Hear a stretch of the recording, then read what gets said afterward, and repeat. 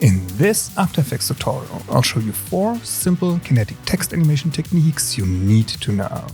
Hey everyone, my name is Manuel and let's dive right in. Let's start with this stretch animation. I've already added text, it works with any font in any color. First, let's animate the position of the text layer. Press P to open it, we set a keyframe at the beginning, move the text to the right.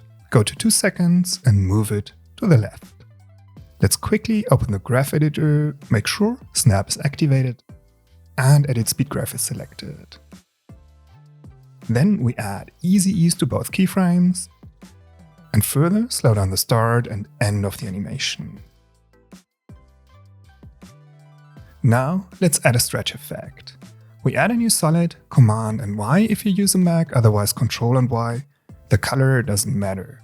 Name it Stretch Map. We use the Effects and Presets window to search for the gradient ramp effect and add it to the solid. We move it below in the layer stacking order. Let's move the black start of ramp down to near the upper edge of the text. We move the white end of ramp up below the bottom edge of the text.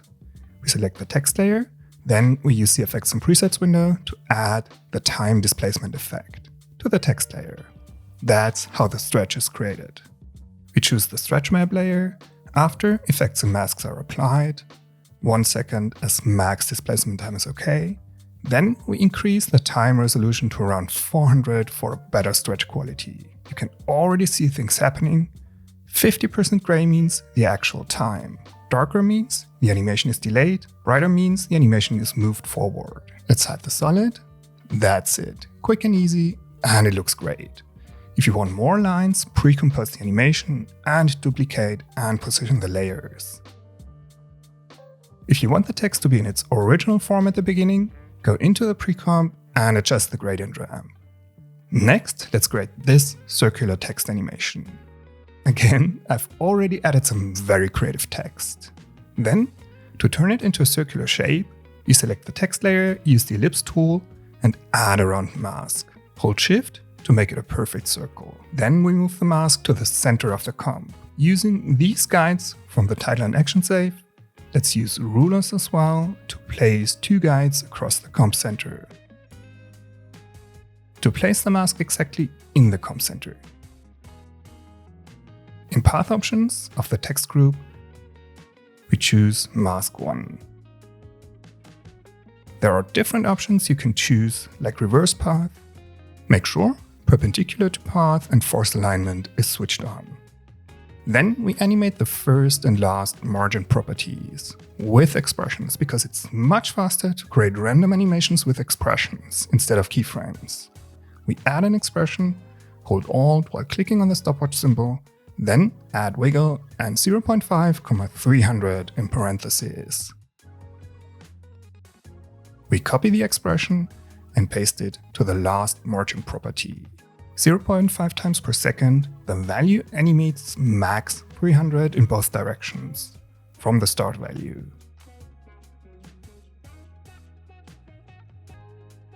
You probably have to adjust the values a bit so that the letters don't overlap. Let's try and adjust the start values of both properties. That looks good. Let's additionally animate the rotation of the layer. Press R to open the property, we add an expression and use the wiggle expression again. Wiggle and let's say 0.2, 100 in parentheses. And by the way, make sure the anchor point is in the center of the comp. Awesome. Then we duplicate the text layer and scale it up. For this layer, we want the same animation but want it to trail after the original one. So the first step is to link all animated properties to the properties from the first layer. Press E twice to see all the properties with expressions. Then we use the Pick Whip tool to link first margin to first margin, last margin to last margin, and rotation to rotation. The animation is exactly the same. Now we need to add the delay. At the end we add dot value at a time and in parentheses, time, the actual time, minus 0.5. So the animation is delayed by half a second. Let's add it to the last margin property as well, dot value at time, and in parentheses, time minus 0.5, and to the rotation property. And that's in principle how it works. Simple expressions help you to create amazing animations quickly and efficiently. I know it's overwhelming at the beginning. That's why in my course we start from zero. In 30 lessons we go through the basics. Basic expressions, responsive animations, dynamic text animations, and repetitive techniques. A more than 50 pages long expression sheet will accompany you, plus bonus content, with even more application examples. Upgrade your skills and learn how to animate with expressions in After Effects. The link is in the description. Now let's animate some bouncing letters in the type tool. Again, I've already added some text. It works with any font, of course. We open this menu here and choose a position animator. Then set the Y position to minus 250. Now we need to animate the start and end property. Add a start keyframe at 0, then we move to 1 second and set the start value to 100%. We want the end property to trail slightly after the start property. Go to 5 frames, set it to 0 as well. Add a keyframe. Then we go to 1 second and 5 frames and set it to 100% again. Awesome. The letters jump up and down. We want to add a little overshoot though, to make it more playful. We duplicate the position animator, set the Y position value to 50 instead of minus 250. Select the 4 keyframes of the range selector and move them 3 frames to the right. And that's it. Duplicate the text layer, change the fill color, and slightly delay the animations by 1 frame or so. Next, let's create this procedural animation.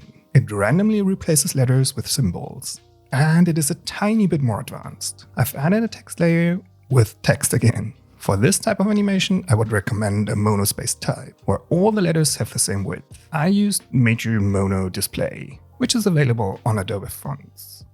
This time, we add an opacity animator. Set the opacity to 0. Then, in advanced, we set units to index. Every letter has an index number. I've used 12 letters, including the spaces. That means the range is 0 to 12. This way we can cut out exactly 1 letter at a time. Therefore, we link the end to the start value. Open the expressions field and add +1 to the end value. The range between start and end is always 1. To animate the gap, we need to generate a random value for the start property. We do that in another layer. We go to Layer, New, let's add a null object. Then we go to Effect, Expression Controls, and add a slider control. The idea is the slider property produces the random value for the start property.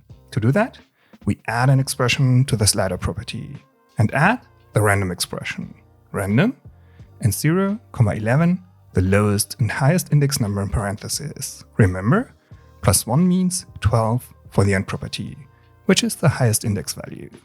The random expression doesn't generate whole numbers, so we need to round them. We add math.round and move the random expression inside its parentheses. And the result is a whole random value between 0 and 11. The random expression generates random values each frame. We need to slow it down and add the posterized time expression before. Posterized time and 4 in parentheses, semicolon. This reduces the frame rate to 4 frames per second, meaning 4 random values per second. Finally, we link the start value to the slider property. Use the pick whip tool again and link it. Now there is randomly missing a letter in your text.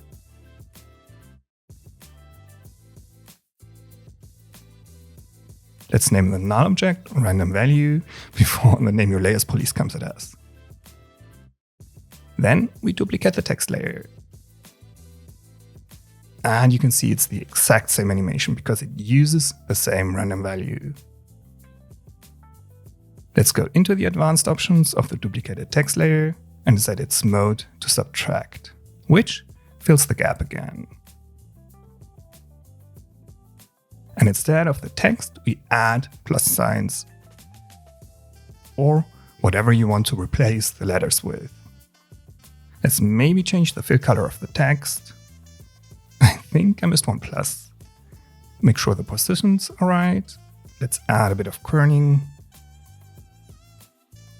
Check out my free expression sheet to learn more about the most important expressions and how they work. Or even better, check out my expressions course. The links are in the description. On the left side, I've added a video you might like. Thanks for watching this one. See you in the next one. Bye everyone.